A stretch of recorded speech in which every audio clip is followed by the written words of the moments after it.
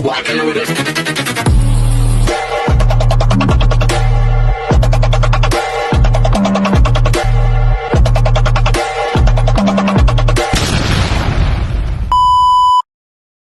Hi everyone! Good morning! I'm back! It's your Mama Sam. So, kamusta naman kayong lahat?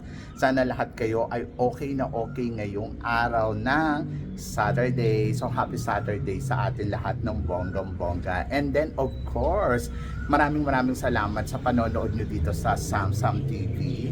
So, ngayong Saturday morning, syempre nag-exercise tayo ng bonggang-bongga. Ayan, sa awa ng Diyos na nakatapos na din. Actually, gusto ko namang mag-exercise basta nasa mood lang ako. Pero kasi minsan kasi nakakapagod talaga. Yung parang ayoko namang mag-exercise ng kulang ka sa tulog. Gusto ko talaga well-rest ka sa gabi tapos mag-exercise ka kinabukasan. Ayun, feel good yun. So, yun. So, ang sarap ng feeling talaga. No? Medyo, no, ano lang, talagang lost energy after. Kasi na sa sobrang dami ng ginawa, pero marirestart yan later pag nag-almusal na tayo.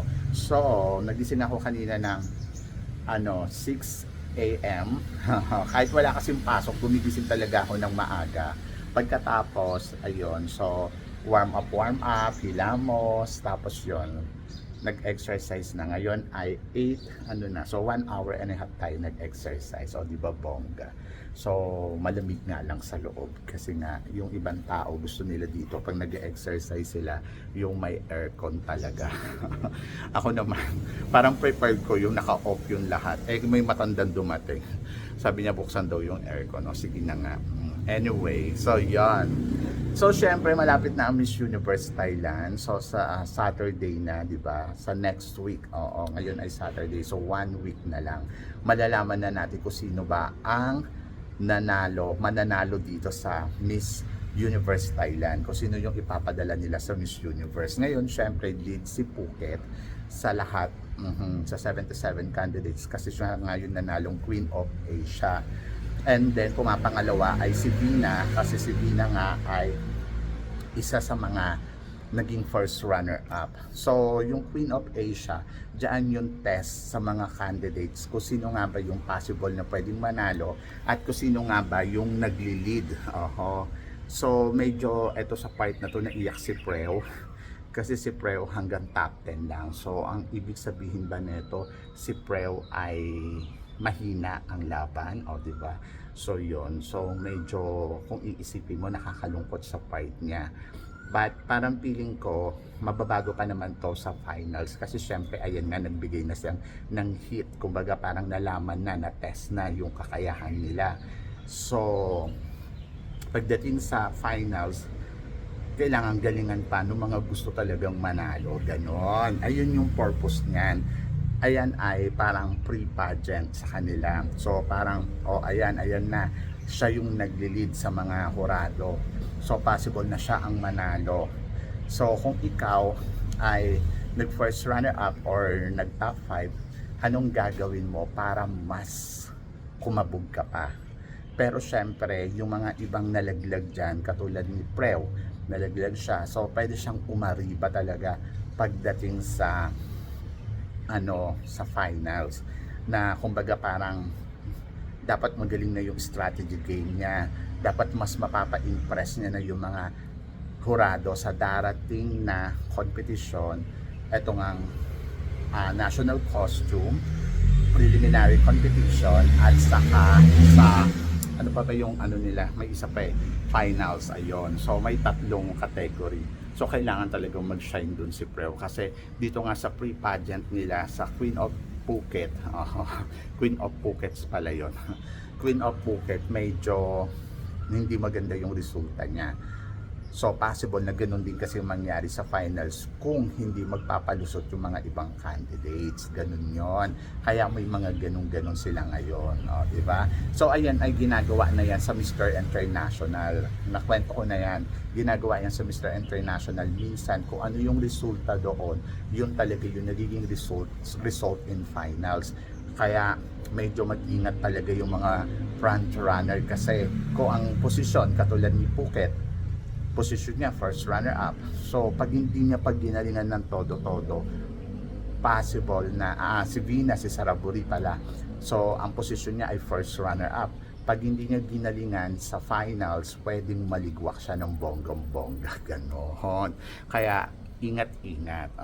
So, yun yung purpose nun. Kung bakit may ganyan, kung bakit may mga pa-eksenang ganyan, bakit may mga parang, ba't ganun may nanalo na.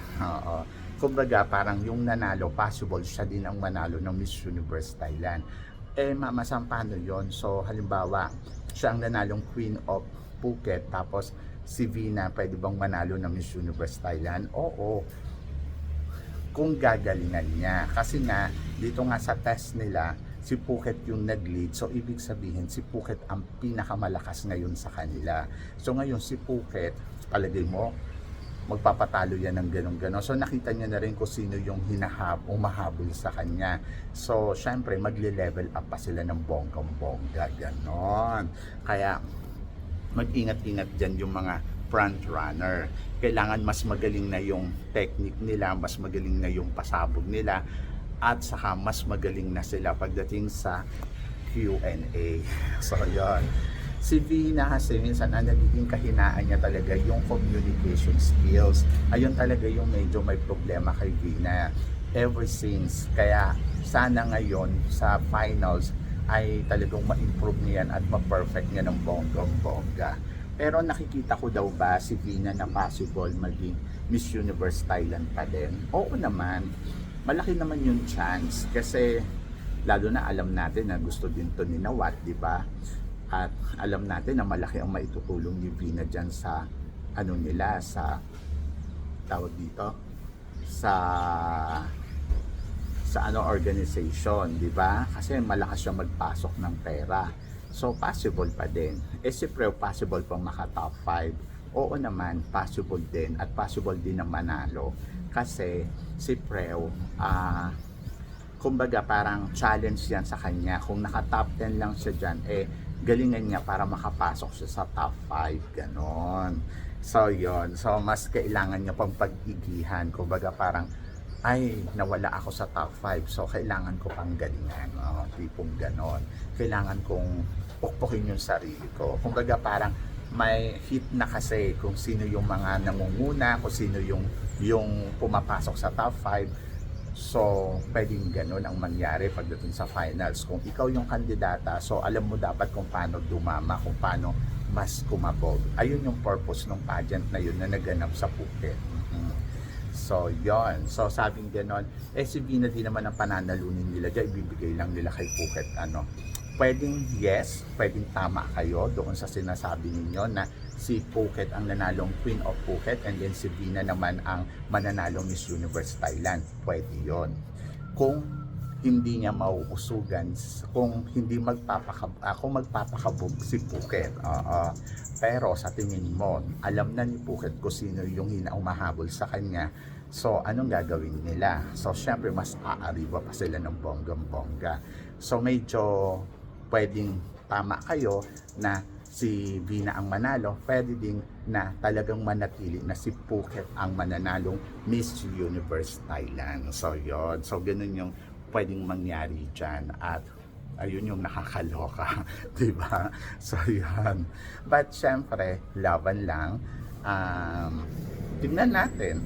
So, para sa akin, magaling yung mga kandidata ngayon dahil nakita naman natin, di ba, ang iniisip natin, ang front runner ay talagang malakas, pero pwede palang kumabog din yung mga hindi front runner at mapunta sa top 5 katulad ni Samut Prakan, di ba, ni Tamara at Tamarak, yon.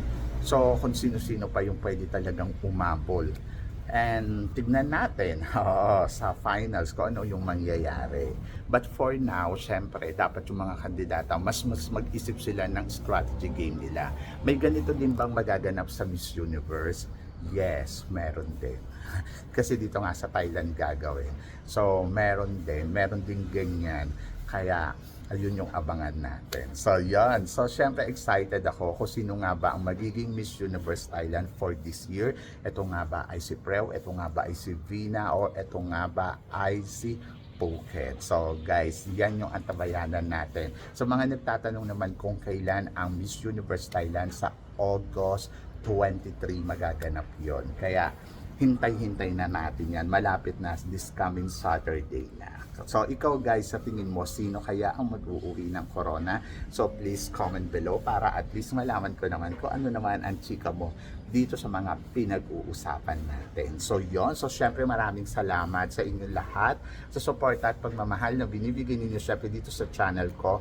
At sa mga hindi pa po nakaka-subscribe, please don't forget to click like and subscribe my channel at i-click nyo na rin po ang notification bell to more updated syempre sa aking mga chika. Sabi nga ganon, always keep smiling and laban lang. So guys, hanggang dito na lang.